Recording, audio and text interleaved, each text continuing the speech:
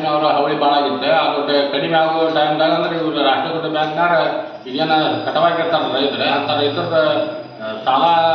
ಸಾಲಕ್ಕೆ ಈಗೇನು ಬೆಳೆ ವಿಮೆ ಬಂದಿದ್ವು, ಬೆಳೆ ಹಾನಿ ವಿಮೆ ಇದ್ವು, ಗೃಹಲಕ್ಷ್ಮಿ, ಅಂಗವಿಕಲರ ವೃದ್ಧಾಪ್ಯವೇತನ ಇಂಥವೆಲ್ಲ ಮುಟ್ಕೊಳತ್ತಾರೆ. ಇವರಿಗೆ ಕಡಿವಾಣ ಹಾಕ್ಬೇಕು.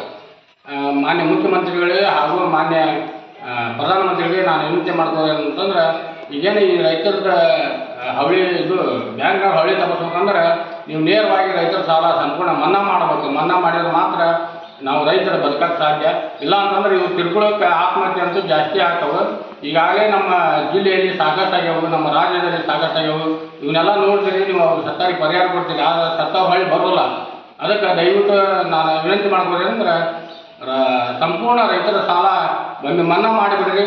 ಅಂದಾಗ ಮಾತ್ರ ಇವು ರಾಷ್ಟ್ರೀಕೃತ ಬ್ಯಾಂಕ್ನಾರು ಬರೋಂಗಿಲ್ಲ, ಇವರು ಉಳಿದ ಬ್ಯಾಂಕ್ನಾರು ಸನಿಯಕ್ಕೆ ಬರೋಂಗಿಲ್ಲ. ಹೀಗಾಗಿ ಇದು ರೈತರಿಗೆ ಭಾಳ ಅನ್ಯಾಯ ಆಗೈತಿ. ಈ ಯಾವಾಗ ಇವು ಆತ್ಮಹತ್ಯೆ ಮಾಡ್ಕೊತಾವೆ ಹೇಳಕ್ಕೆ ಬರೋಲ್ಲ. ಅದಕ್ಕೆ ಶೀಘ್ರ ಸಾಲ ಮನ್ನಾ ಮಾಡಿ ಅಂತೇಳಿ ತಮ್ಮ ಕೈ ಮುಗಿದು ವಿನಂತಿ ಮಾಡ್ಕೊತೀನಿ. ನನ್ನ ಹೆಸರು ಬಸವರಾಜ್ ಯುವಕನೂರು, ರತ್ನ ಭಾರತ ರೈತ ಸಮಾಜ.